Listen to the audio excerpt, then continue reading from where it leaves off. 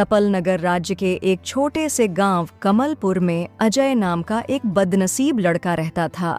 अजय बिल्कुल अकेला था। उसके परिवार में कोई नहीं था। अजय अनाथ था। जब वह थोड़ा समझदार ही हुआ था तभी उसके माता पिता गुजर गए और तब से अजय बिल्कुल अकेला ही रह रहा है। अजय गांव के बाहर एक छोटे से घर में रहता था। अजय की हालत बहुत खराब थी। उसके पास कुछ भी नहीं था। अजय दूसरों के खेतों में काम करके किसी तरह अपना पेट पालता था। अजय ने अनाथ होने के कारण बचपन से ही बहुत सी परेशानियां देखी थीं, लेकिन वह काफी हिम्मत वाला था। उसने कभी अपने नसीब को नहीं कोसा था। अजय को अपनी मेहनत पर बहुत भरोसा था। वह यही सोचता था कि आज उसकी किस्मत साथ नहीं दे रही है। अगर वह मेहनत करता रहेगा तो उसकी किस्मत भी बदल जाएगी। एक दिन अजय राजपाल जमींदार के खेत में काम कर रहा था। राजपाल पास ही के पेड़ के नीचे बैठा हुआ था। अजय अपने काम में मग्न था, तभी उसे राजपाल के रोने की आवाज सुनाई देती है। राजपाल को रोता देख अजय हैरान हो जाता है कि राजपाल सेठ क्यों रो रहे हैं। राजपाल को रोते हुए देखकर अजय उसके पास जाता है। क्या हुआ मालिक? आप क्यों रो रहे हैं? कुछ हुआ है क्या? मुझे बताइए, शायद मैं आपकी कुछ मदद कर सकूं। अरे अजय, तो मेरी मदद क्या करेगा जब तू खुद अपनी मदद नहीं कर सकता? अगर तू किसी की मदद के लायक होता तो आज मेरी जमीन पर मजदूरी नहीं कर रहा होता। सेठ जी, ऐसी कोई बात नहीं है। सब किस्मत का खेल होता है और किस्मत एक तराजू की तरह होती है। जिस तरफ मेहनत का वजन ज्यादा होगा वो धीरे धीरे उसी तरफ झुक जाएगी। मेरा क्या है, मैं तो बस अपनी मेहनत पर विश्वास करता हूं। एक ना एक दिन किस्मत का तराजू मेरी तरफ भी झुकेगा और मुझे भी मेरी मेहनत का फल मिलेगा। अजय से इस तरह की बातें सुनकर राजपाल को बहुत हैरानी होती है। क्या बात है अजय, तुझे और तेरी सोच को मेरा सलाम। इतने समय से इतनी मुसीबतों से लड़ रहा है, फिर भी तू हिम्मत नहीं हारता। ऐसी कोई बात नहीं सेठ जी, ये सब मेरे पिताजी की सीख का नतीजा है। जब भी मैं किसी चीज के लिए जिद करता था तब मेरे पिताजी बस एक बात कहा करते थे। देख बेटा अजय, आज मेरे पास इतने पैसे नहीं हैं कि मैं तेरी हर ख्वाहिश पूरी कर सकूं, पर तू मेरी ये बात याद रखना, हमारी जिंदगी भी इस मौसम की तरह होती है, कभी धूप तो कभी साया। लेकिन याद रखना, ये धूप हमेशा नहीं रहती, इसी तरह परेशानियां भी हमेशा नहीं रहती। जब मेहनत का मौसम आता है तो परेशानियां खुद ब खुद चली जाती हैं। वाह, क्या ही सोच थी तुम्हारे पिताजी की। काश मैं भी उनसे मिल पाता। सेठ जी, ऐसी बातें छोड़िए। पहले आप मुझे ये बताइए कि आप रो क्यों रहे थे? ये बात कैसे बताऊं तुझे अजय, मैं एक बड़ी मुसीबत में फंस गया हूं। मुझे समझ नहीं आ रहा कि मैं क्या करूं, कैसे इस मुसीबत से बाहर निकलूं। हुआ क्या है सेठ जी, जरा साफ साफ बताइए। अजय, मेरे पास मेरे पिताजी की एक जमीन है जिस पर मैं और मेरे भाई बराबर के हिस्सेदार हैं, लेकिन मेरे चाचा के बच्चों ने उस पर अपना हक जताया है और जमीन पर कब्जा कर लिया है। ये कौन सी बड़ी बात है? अभी पुलिस के पास जाकर उन पर जमीन हड़पने का केस कर दीजिए ना सेठ जी। ये मैंने भी सोचा था अजय, लेकिन इसका कोई फायदा नहीं है। हमारे गांव का विधायक मेरे चाचा के बेटे का दोस्त है, इसीलिए तो मैं इतना परेशान हूं, क्योंकि जब गांव का विधायक ही उनके साथ है तो मैं कानूनी तौर पर भी उस जमीन को अपना साबित नहीं कर पाऊंगा। अब तो मेरे चाचा के बेटे उस जमीन पर मजदूर रखकर खेती भी कर रहे हैं। हाँ सेठ जी, आपकी ये बात बिल्कुल सही है, और अगर आप कानूनी तौर पर उस जमीन को अपना बनाने की कोशिश करेंगे तो सारी जिंदगी केस चलता ही रहेगा। हाँ अजय, वो जमीन मेरे पिताजी की आखिरी निशानी है। मेरे पिताजी ने बहुत मेहनत से वो जमीन खरीदी थी। सेठ जी, मेरे पास एक तरकीब है जिससे वो लोग खुद आपकी जमीन आपको सौंप देंगे। क्या बोल रहा है तू अजय? क्या तरकीब है? जल्दी से मुझे भी बताओ। अजय ने पूरी तरकीब राजपाल को समझा दी। तरकीब सुनकर राजपाल कहता है, वाह अजय, क्या तरकीब निकाली तूने। अगर तेरी ये तरकीब काम कर गई तो मैं वादा करता हूं जिस जमीन पर आप अभी काम कर रहे हैं मैं वो जमीन आपके नाम कर दूंगा। इसकी कोई जरूरत नहीं सेठ जी, आप मेरे मालिक हैं। आपके लिए इतना करना तो मेरा फर्ज है। ठीक है अजय, कल से इस तरकीब पर काम करना शुरू कर देना। ठीक है सेठ जी, बस कल से आप देखिएगा मैं क्या क्या करता हूं। अगली सुबह अजय राजपाल के चचेरे भाइयों के घर की ओर निकल जाता है। कैसे हैं आप सेठ जी? क्या मुझे आपके यहाँ काम मिल सकता है? कौन हो तुम, कहां से आए हो, और तुम्हें ये किसने बताया कि यहां काम करने वाला चाहिए? सेठ जी, मैं एक गरीब मजदूर हूं। हर रोज कहीं ना कहीं मजदूरी करके अपना पेट पालता हूं। कभी खेतों में काम मिल जाता है तो कभी कोई और काम। जो भी काम मिल जाए वो कर लेता हूं। आपकी ये बात तो ठीक है, पर हमारे यहाँ आपके लायक ऐसा कोई काम नहीं है। क्या कह रहे हो सेठ जी? मैंने सुना है कि गांव के सबसे बड़े जमींदार आप लोग ही हो, और गांव में बहुत सी जमीन भी आप लोगों के पास है। मुझे लगा था कि मुझे यहां काम तो आराम से मिल जाएगा। हमारे पास कोई काम नहीं है भाई, हमारे पास पहले से बहुत मजदूर हैं। इसका मतलब राजपाल सेठ ठीक ही कह रहे थे आप लोगों के बारे में। राजपाल ने हमारे बारे में क्या कहा, हमें भी तो बताओ। कुछ नहीं, बस यूं ही कह दिया मैंने। अच्छा, चलता हूं सेठ जी। यहां रुकने का कोई फायदा भी नहीं, क्योंकि आपके पास कोई काम है ही नहीं। अनिल के मना करने के बाद अजय जाने लगता है।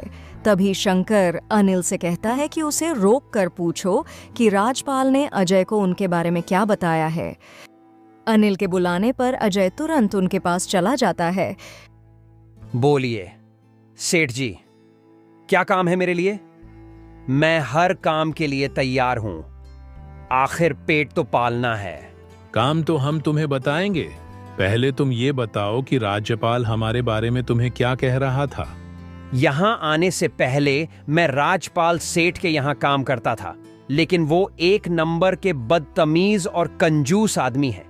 इतनी मेहनत के बावजूद ना तो वक्त पर मजदूरी देते थे और ना ही सही मजदूरी। इसी बात पर कल मेरी उनसे लड़ाई हो गई थी। वह तो हमें अच्छी तरह से पता है कि वह अच्छे आदमी नहीं है, लेकिन ये बताओ उसने हमारे बारे में क्या कहा। हुआ यूं कि जब मेरी राजपाल सेठ से बहस हो रही थी, तभी उन्होंने मुझसे कहा कि उनसे ज्यादा मजदूरी पूरे गांव में कोई नहीं देगा। तो मैंने भी कहा कि गांव के सबसे बड़े जमींदार तो शंकर सेठ और अनिल सेठ हैं, और उनसे ज्यादा मजदूरी कोई नहीं देता। तभी तो उनके यहां हमेशा काम करने वालों की भीड़ लगी रहती है। सही कहा था ना मैंने सेठ जी? अरे हाँ भाई हाँ, आखिर हम गांव के सबसे बड़े जमींदार हैं, तो हमारा फर्ज बनता है कि हर मजदूर को सही समय पे और उसके काम के हिसाब से सही सही मजदूरी मिले। शंकर और अनिल दोनों अजय की मीठी मीठी बातों में फंस जाते हैं और उसे अपनी खेती में काम पर रख लेते हैं। अनिल और शंकर के खेतों में काम करना अजय शुरू कर देता है। इसी तरह कुछ दिन अजय उनके खेत में काम करता रहता है। अजय बाकी मजदूरों से ज्यादा काम करता था। वह समय से पहले आ जाता और काम में लग जाता और बाकी मजदूरों के बाद ही घर जाता। अजय को इतनी मेहनत करते देख अनिल और शंकर आपस में बात करते हैं। अजय तो बहुत ही मेहनती आदमी है, बाकी मजदूरों से ज्यादा काम करता है। अच्छा हुआ कि उस दिन हमने उसे रोक लिया। हाँ भाई, तू ठीक कह रहा है। अच्छा हुआ जो हमने अजय को काम पर रख लिया। वो बहुत मेहनती और ईमानदार भी है। आजकल के जमाने में ऐसा मजदूर कहाँ मिलता है। हाँ भैया, कुछ भी कहो, मेहनती तो बहुत है। इसके जितना काम शायद ही हमारे यहाँ कोई दूसरा मजदूर करता होगा। अजय ने अपनी मेहनत से दोनों भाइयों का दिल जीत लिया था। इसी तरह कुछ दिन और गुजर जाते हैं। रविवार की सुबह सुबह अनिल और शंकर अपने खेत के दौरे पर जाते हैं। जब वे खेत पहुंचते हैं तो देखते हैं कि अजय काम कर रहा होता है। अजय को काम करते देख शंकर बोलता है, अरे अजय, रविवार के दिन भी काम कर रहे हो, आज तो आराम कर लिया होता। आराम वो क्या होता है? अकेला रहता हूं घर पर, और अकेला आदमी घर पर रहकर करेगा ही क्या? इसीलिए सुबह जल्दी आ जाता हूं और काम में लग जाता हूं। इससे मेरा दिन अच्छे से गुजर जाता है। तुम बहुत मेहनती हो अजय। एक काम करो, आज तुम काम रहने दो, जाओ जाकर पेड़ के नीचे आराम करो। नहीं सेठ जी, इसकी कोई जरूरत नहीं, मैं ऐसे ही ठीक हूं। आप लोग जाइए, मुझे वैसे भी काम करना पसंद है। ठीक है अजय, हम निकलते हैं। तुम्हारा जब मन करे तब निकल जाना। ठीक है सेठ जी। इसके बाद अनिल और शंकर खेत को अजय के भरोसे छोड़कर वहां से चले जाते हैं। अगली सुबह जब अनिल और शंकर अपने खेत में आते हैं तो देखते हैं कि वहां पुलिस आई हुई है। पुलिस को देखकर डर के मारे पूछने लगते हैं, क्या हुआ थानेदार साहब, यहाँ क्या कर रहे हो? हमने तो पहले ही इस जमीन के असली कागजात बड़े थानेदार को दिखा दिए थे। ये जमीन तुम्हारी है ना, तभी तो तुम्हें अंदर करने आया हूँ। हम कुछ समझे नहीं कि कहना क्या चाह रहे हो थानेदार साहब, साफ साफ कहो। मुझे कुछ कहने की जरूरत नहीं, तुम खुद नजर घुमाकर वहां देखो, सब कुछ पता चल जाएगा। थानेदार के कहते ही दोनों भाई जब पलट कर देखते हैं तो अपनी जमीन में किसी की लाश दफनाई हुई पाते हैं, जिसका अब सिर्फ कंकाल बचा होता है। कंकाल को देखकर डर के मारे दोनों भाइयों की आंखें फटी की फटी रह जाती हैं। ये कंकाल कहाँ से आए हमारी जमीन में? वाह वाह, क्या बहाना है। पहले लोगों को मारते हो, फिर उन्हें अपनी जमीन में गाड़ कर कहते हो ये कहां से आया? नहीं थानेदार साहब, ये सब क्या है? ये यहाँ कैसे आया? हमें इसके बारे में कुछ नहीं पता। अब ज्यादा झूठ मत बोलो, तुम लोग तो गए। तुम्हारा जुर्म काफी बड़ा है, या तो तुम्हें फांसी होगी या फिर उम्र कैद। फांसी और उम्र कैद की सजा सुनकर दोनों भाई डरने लगते हैं और थानेदार के सामने गिड़गिड़ाने लगते हैं। तभी अजय वहां आ जाता है। अरे सेठ जी, क्या हुआ है? पुलिस यहाँ क्यों आई है? देखो अजय, पता नहीं कहां से हमारी जमीन में एक कंकाल आ गया है। क्या कंकाल? ये कहां से आ गया? आप दोनों तो बड़ी मुसीबत में फंस गए हो मालिक। अब कोई तरकीब मत बनाओ, तुम दोनों में से एक भाई तो पक्का जेल जाने वाला है। अब तुम दोनों ही फैसला करो कि कौन जाएगा। थानेदार साहब, हमें सिर्फ कुछ मिनट दो, हम फैसला करेंगे कि कौन जेल जाएगा। ठीक है, जल्दी जल्दी तय करो किसे लेकर जाऊं मैं जेल। अजय, अनिल और शंकर थानेदार से थोड़ी दूर जाकर कोई तरकीब निकालने की कोशिश करते हैं। देखो मालिक, दोनों भाइयों के फंसने से अच्छा है कि एक ही जेल जाए। आप लोग ही बताओ कौन जाएगा जेल? अजय भाई, हम दोनों नहीं जाना चाहते हैं। कोई ऐसी तरकीब लगाओ कि हम दोनों बच जाएं। मालिक, एक बात बोलूं? ये कंकाल देखकर तो लगता है कि ये काफी पुराना है। कई महीने पहले इसे जमीन में दफनाया गया होगा। देखो अजय भाई, सच बात कहूं तो जमीन हमने बस कुछ ही महीने पहले हड़प ली थी राजपाल से। हड़पने की बात सुनकर अजय ऐसा व्यवहार करता है जैसे उसे इस बारे में कुछ पता ही नहीं हो। क्या मतलब? ये जमीन आप लोगों की नहीं है? कहना क्या चाह रहे हो? जरा साफ साफ बताओ मालिक। न अनिल जमीन हड़पने की पूरी कहानी अजय को सुना देता है। अनिल से पूरी कहानी सुनकर अजय कहता है, मालिक, मेरे पास एक तरकीब है जिससे शायद तुम लोग बच सकते हो। लेकिन उससे पहले तुम लोग मुझे ये बताओ, तुम्हें ये जमीन प्यारी है या अपनी जान? यह क्या पूछने की बात हुई अजय भाई? हमारी जान हमें जमीन से ज्यादा प्यारी है। तो एक काम करो मालिक, आप सबसे पहले जाकर थानेदार से कहो कि ये जमीन राजपाल सेठ की है, और थानेदार से ये भी कहना कि ये जमीन हमने उनसे 1 महीने पहले काम करने के लिए ली थी। अरे अजय, इससे तो हमारी जमीन हमारे हाथ से जाएगी। नहीं मालिक, शायद अभी तक आप मेरी तरकीब को समझे नहीं। जब आप ये बातें थानेदार से कहोगे तो थानेदार राजपाल को पकड़ लेगा। राजपाल के अंदर जाते ही जमीन फिर से तुम्हारी हो जाएगी। इससे तुम्हारी जान भी बच जाएगी और जमीन भी मिल जाएगी। वाह अजय भाई, तुम तो बहुत दिमाग वाले हो। आज तक तुमने अपनी मेहनत से हमारा दिल जीता और आज तुम अपने दिमाग से हमारी जान बचा रहे हो। अजय की तरकीब सुनकर तीनों थानेदार के पास जाते हैं और थानेदार को सब कुछ वैसे ही बताते हैं जैसे अजय ने उन्हें बताया था। थानेदार साहब, ये जमीन हमारी नहीं है। हमने तो ये जमीन अपने चचेरे भाई राजपाल से 1 महीने पहले काम करने के लिए ली थी।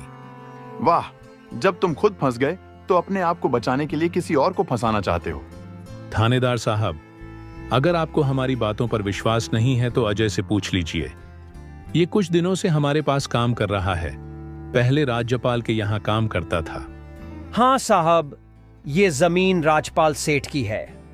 अनिल और शंकर सेठ ने इसे अभी 1 महीना पहले उनसे काम करने के लिए लिया था। अजय से ये सारी बातें सुनने के बाद थानेदार अजय से राजपाल को बुलाने के लिए कहता है। अजय जाकर राजपाल को बुला लाता है और राजपाल अपने साथ जिले के एसीपी को भी लाता है। सलाम सर जी, आप यहाँ? हाँ, राजपाल ने कहा कि उनकी जमीन का केस है तो मैं उनके साथ चला आया। अच्छा बताओ, यहाँ क्या चल रहा है? देखो साहब, इन दोनों की जमीन से कंकाल निकल आया है और अब ये दोनों कह रहे हैं कि यह जमीन राजपाल की है। थानेदार ने पूरी कहानी एसीपी को बता दी। इन सब में खुद को फंसता देख अनिल कहता है, नहीं एसीपी जी, यह जमीन हमारी नहीं है। हमें यहाँ काम करते हुए 1 महीना हो गया है। आप हमारे यहाँ काम कर रहे मजदूर अजय से पूछ लीजिए। हाँ साहब, यह जमीन राजपाल सेठ की है। तुम कैसे कह रहे हो कि यह जमीन तुम्हारी नहीं है? यहाँ आने से पहले मैंने इस जमीन के कागजात देखे थे तो वो तुम्हारे नाम पे थे।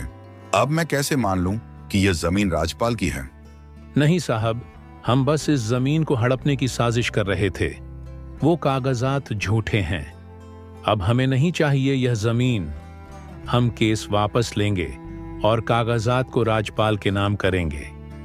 थानेदार, एक काम करो, तुम जाओ, आगे का मैं खुद देख लूंगा। एसीपी के कहते ही थानेदार वहां से चला जाता है। चलो राजपाल, अब तुम बताओ कि कंकाल यहाँ कहाँ से आया? तुमने किसको मारकर यहाँ डाला है? अरे साहब, ये तो नकली कंकाल है। ये तो हमारी योजना थी उनके झूठ को बेनकाब करने की।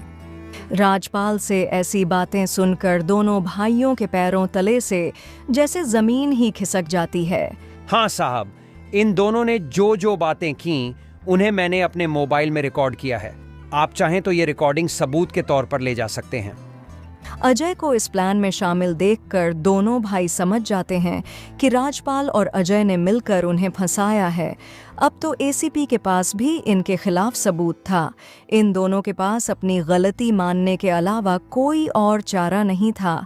हमें माफ कर दीजिए एसीपी साहब, हमसे गलती हो गई। आज के बाद हम ऐसा बिल्कुल भी नहीं करेंगे और हम राज्यपाल की जमीन भी उसे वापस कर देंगे। गलती तो तुम दोनों की बहुत बड़ी है, इसकी सजा तो तुम्हें मिलकर ही रहेगी। रही बात जमीन की, तो वो राज्यपाल की थी और हमेशा उसी की रहेगी। अब तुम दोनों चलो जेल की हवा खाने। अनिल और शंकर दोनों एसीपी और राजपाल से माफी मांगने लगते हैं। दोनों को इतना गिड़गिड़ाते देखकर राजपाल उन्हें माफ कर देता है। वह एसीपी को भी उन्हें ले जाने नहीं देता और अपना केस भी वापस ले लेता है। राजपाल के केस वापस लेते ही एसीपी वहां से चला जाता है। धन्यवाद भाई, आपने हमें माफ कर दिया। आज के बाद हम ऐसी गलती कभी नहीं करेंगे। ठीक है, कोई बात नहीं, लेकिन याद रखना, एक जमीन के टुकड़े के लिए तुम्हें अपनों के साथ ऐसा बर्ताव नहीं करना चाहिए। तुम्हारे बुरे समय में तुम्हारे अपने ही तुम्हारा साथ देने आएंगे। जमीन का क्या है, कभी मेरी कभी तुम्हारी। आखिर में राजपाल अजय को जमीन बेद कर देता है और अपनी एक जमीन का मालिक अजय को बना देता है। अजय, जैसा कि मैंने तुमसे वादा किया था, उस दिन जिस जमीन पर तुम काम कर रहे थे, आज से वो जमीन तुम्हारी है और तुम उसके मालिक हो। नहीं मालिक, इसकी कोई जरूरत नहीं है। याद करो, तुमने मुझसे क्या कहा था? मेहनत करते रहो, एक न एक दिन मेहनत का फल मिल जाएगा। अब बस तुम ये समझो कि तुम्हें भी तुम्हारी मेहनत का फल मिल गया। अब तुम भी एक जमीन के मालिक हो। अब से तुम्हें किसी के यहाँ काम करने की कोई जरूरत नहीं। तो दोस्तों, अजय ने अपनी मेहनत और दिमाग से राजपाल को उसकी जमीन दिला दी और दोनों भाइयों के झूठ को बेनकाब करके उन्हें भी सही रास्ते पर ले आया। इस तरह अजय ने अपनी मेहनत और समझदारी से अपनी किस्मत बदल दी। अब वो भी एक जमीन का मालिक है। यही दिमाग तुम्हारे पास भी है, बस इसे अच्छे कामों में लगाओ, मेहनत करो और अपने आसपास के लोगों की मदद करो। अगर वीडियो पसंद आया हो तो लाइक और सब्सक्राइब करना मत भूलना।